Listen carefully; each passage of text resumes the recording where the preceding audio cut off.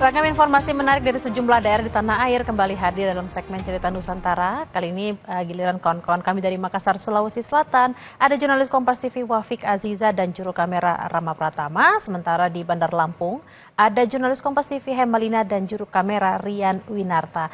Kita akan ke Makassar terlebih dahulu. Ziza, ada informasi menarik apa dari sana? Silahkan. Ya, selamat siang Bella dan juga saudara. Ada dua informasi yang akan kami hadirkan dalam segmen Cerita Nusantara kali ini dari Kompas TV Biro Makassar, Sulawesi Selatan. Nah, kita ke informasi yang pertama, saudara. Seni Kars menjadi salah satu daya tarik yang ada di Taman Arkeologi Leang-Leang Maros, Sulawesi Selatan. Banyak wisatawan yang terpukau dengan seni yang sudah ada puluhan ribu tahun. Berikut informasinya. Seperti inilah eksperimen pembuatan cap tangan prasejarah atau seni Kars di Kabupaten Maros, Sulawesi Selatan. Para seniman memperagakan bagaimana seni puluhan ribu tahun ini tercipta di Taman Arkeologi Leang-Leang. Eksperimen pembuatan cap tangan ini terinspirasi dari sejumlah temuan lukisan purbakala yang ada di dinding gua kawasan pegunungan Kars Maros Pangkep. Proses pembuatannya menggunakan batuan yang disebut oker berwarna kemerahan, dihaluskan dengan campuran air dan putih telur sebagai perekat. Sementara pada lukisan berwarna hitam menggunakan campuran arang. Selain eksperimen pembuatan cap tangan, kita juga bisa menemukan sejumlah eksperimen pembuatan perkakas seperti mata panah yang disebut Maros Point dan perkakas untuk berburu dan mengolah makanan. Di Taman Arkeologi Leang-Leang ini ditemukan lukisan-lukisan purba hingga yang usianya sampai 52.000 tahun. Dan ini satu bukti bahwa Indonesia merupakan peradaban yang tertua di dunia. Dan saya kira harus semakin banyak orang Indonesia yang datang ke tempat ini, ke wilayah Taman Arkeologi Leang-Leang, karena di sini ada gua-gua, ada Taman Batu Kars ya, yang merupakan gugusan yang panjang di dua kabupaten antara Maros dan Pangkep, dan suasananya juga luar biasa. Selain sebagai pusat informasi temuan benda bersejarah, Taman Arkeologi Leang-Leang ini juga jadi destinasi wisata yang ramai dikunjungi wisatawan. Sebagai salah satu warisan tertua di dunia, tempat ini diharapkan semakin banyak menarik kunjungan wisatawan, baik dalam negeri maupun mancanegara. Wisatawan bisa lebih mengenal sejarah dan kebudayaan bangsa Indonesia. Asis Hamid, Kompas TV Maros, Sulawesi Selatan. Kita ke informasi selanjutnya, saudara. Ada seorang warga di Kota Parepare, Sulawesi Selatan yang membuat museum pribadi di rumah. Koleksi museum ini terbilang unik karena hanya menampilkan peninggalan Jepang yang ditemukan di beberapa daerah di Sulawesi Selatan. Ini museum pribadi milik Joko Setioko. Museum ini terletak di perumahan Grand Sulawesi, Kota Parepare, Sulawesi Selatan. Sepintas museum ini memang seperti rumah pada umumnya. Namun jika masuk, pengunjung bisa menemukan banyak koleksi peninggalan sejarah milik Jepang sewaktu berada di tanah Sulawesi Selatan.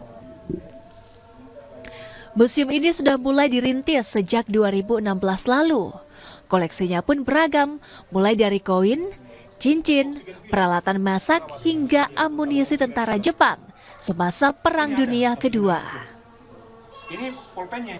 Sebuah benda bersejarah ini ditemukan di dua daerah di Sulawesi Selatan, masing-masing Kota Parepare dan juga Kabupaten Pinrang.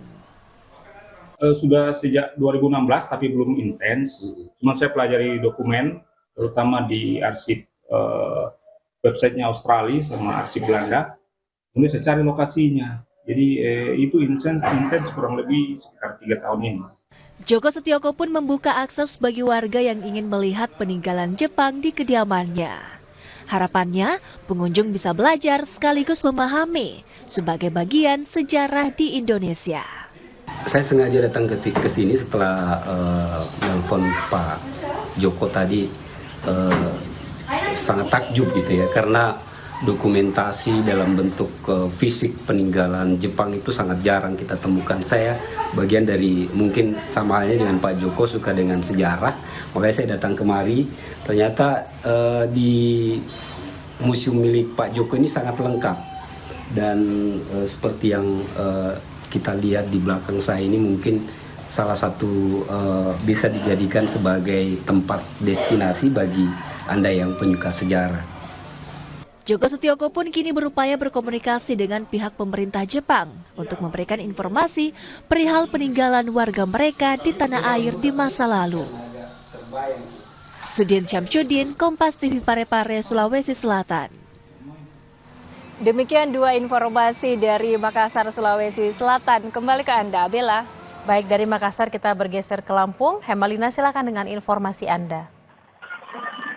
Ya, selamat siang Bella dan juga saudara. Terdapat dua informasi dalam cerita Nusantara kali ini dari Lampung. Informasi yang pertama, pemerintah Kota Bandar Lampung mendistribusikan bantuan Kementerian Sosial berupa selimut, kasur, tenda gulung, hingga makanan cepat saji kepada warga terdampak banjir. Pemerintah kota juga akan membantu mengurus dokumen penting seperti ijazah dan berkas kependudukan yang rusak ataupun hilang terbawa banjir. Akibat banjir parah yang terjadi pada Jumat 17 Januari lalu di Kota Bandar Lampung ini menyisakan dampak kerusakan fasilitas hingga perabotan rumah tangga. Untuk menunjang kebutuhan pokok warga terdampak banjir, pemerintah Kota Bandar Lampung mendistribusikan bantuan Kementerian Sosial berupa selimut, kasur, tenda gulung, family kit, hingga makanan cepat saji. Bantuan disalurkan di dua kecamatan terparah terdampak banjir, yakni Kecamatan Teluk Betung Selatan dan Kecamatan Panjang. PLT Asisten 2 Bidang Ekonomi dan Pembangunan Pemerintah Kota Bandar Lampung, Eka Afriana, menginformasikan bagi warga terdampak banjir yang mengalami kerusakan atau kehilangan dokumen penting seperti ijazah pendidikan dan administrasi kependudukan akan dibantu pengurusannya di Dinas Pendidikan dan Dinas Dukcapil. Pertama, Dinas Pendidikan akan membantu tentang kerusakan dari ijazah atau hilang atau ke bawah banjir. Itu akan dilakukan pengecekan nanti langsung dari Dinas Pendidikan, sehingga masyarakat yang memang kehilangan ijazah ataupun rusak itu akan dibantu oleh Dinas Pendidikan sendiri. Raulia, salah satu warga, menceritakan akibat banjir yang terjadi, sejumlah barang berharga miliknya hanyut terbawa arus. Bahkan rumahnya pun mengalami kerusakan. Namun sejauh ini ia mengaku sudah mendapatkan beberapa bantuan yang dapat meringankan bebannya. Apa aja? Ya apa-apa udah habis semua, baju aja enggak yang cuma dipakai aja. Iya. Tapi alhamdulillah dari teman-teman udah ada yang ngasih, udah ada yang kahing. Tuh di rumah masih belum diburusi, masih banyak. Oke. Banyak barang-barang yang hanyut ya Bu ya? Semua kasur dan semua.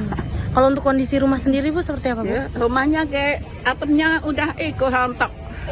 Selain membantu mengurus ijazah pendidikan yang rusak atau hilang akibat banjir, Dinas Pendidikan Kota Bandar Lampung juga akan menyalurkan bantuan pakaian seragam dan buku sekolah dari para donatur kepada siswa yang terdampak banjir.